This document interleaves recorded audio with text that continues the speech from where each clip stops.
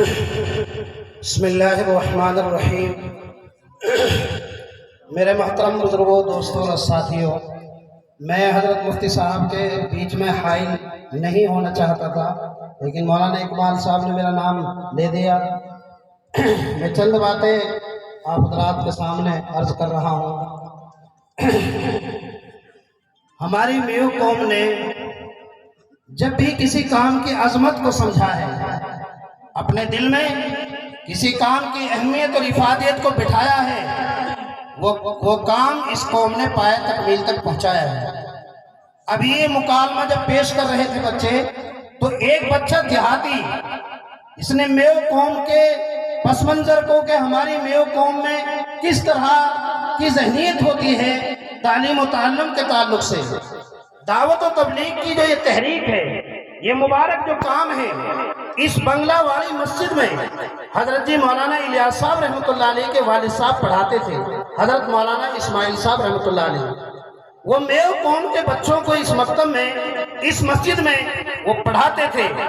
جب ان کا انتقال ہو گیا تو حضرت جی مولانا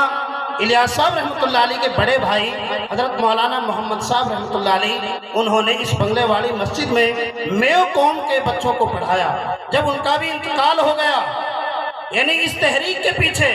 ہماری میو قوم کے اس زمانے کے بڑے بوڑھوں کا، اس زمانے کے چودھریوں کا کیا کردار رہا ہے، کیا کردار رہا ہے۔ تو جب ان کا انتقال ہو گیا، اس میو قوم کے بڑے بوڑھے، اس میو قوم کے چودھری اس بنگلہ والی مسجد کو آباد کرنے کے لیے،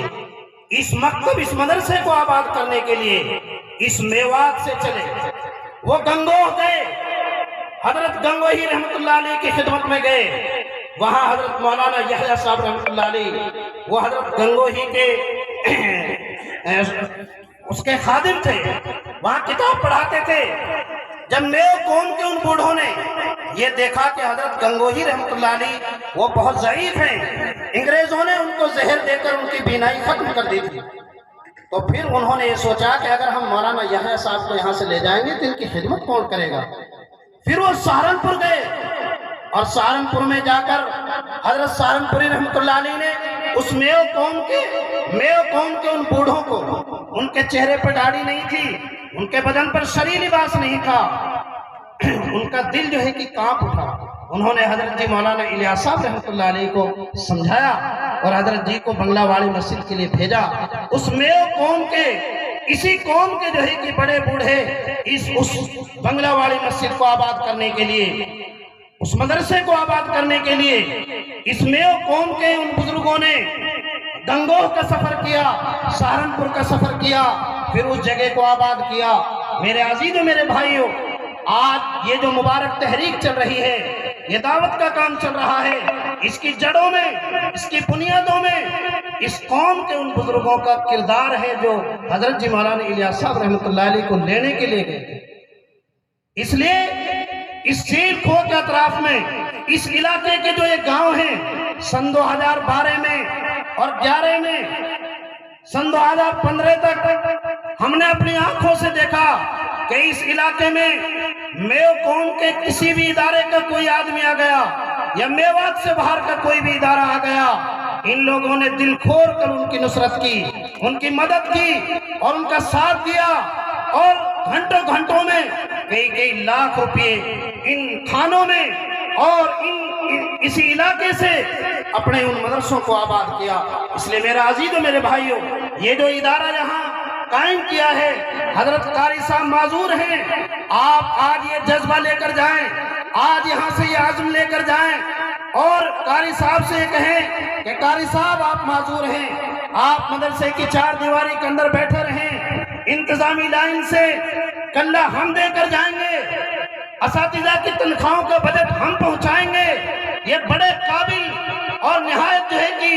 ایک بہترین جو ہے کہ درجہ حفظ کے استاد اور عالم دین ہیں، ایک لمبے زمانے تک انہوں نے درجہ حفظ پڑھایا ہے، بے شمار ان کے شاگرد ہیں۔ تو میرے عزیز و میرے بھائیوں،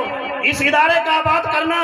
اس کی مدد کرنا، اس کا ساتھ دینا اور کندھے سے کندھا ملا کر چلنا، اور جیسے اپنے بہت سارے اداروں کی نصرت کی، بہت سارے اداروں کا تعاون کیا،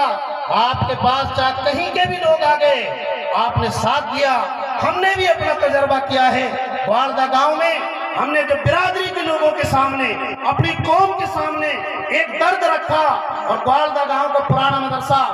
اس کے کاغذات جو ہے کہ رکھے ہوئے تھے وہ بند ہو گیا تھا، تو ہماری قوم نے ساتھ بھی دیا، چودھریوں نے بھی ساتھ دیا۔ ہم بھی اس علاقے میں آئے، لوگوں نے رہبری کی، لوگوں نے پیسوں سے تعاون کیا اور بار بار تعاون کیا۔ جب بھی آئے ہم مایوس ہو کر نہیں گئے۔ اس لیے میرا عزیز و میرے بھائیوں، یہ سمجھو کہ یہ آپ کا ادارہ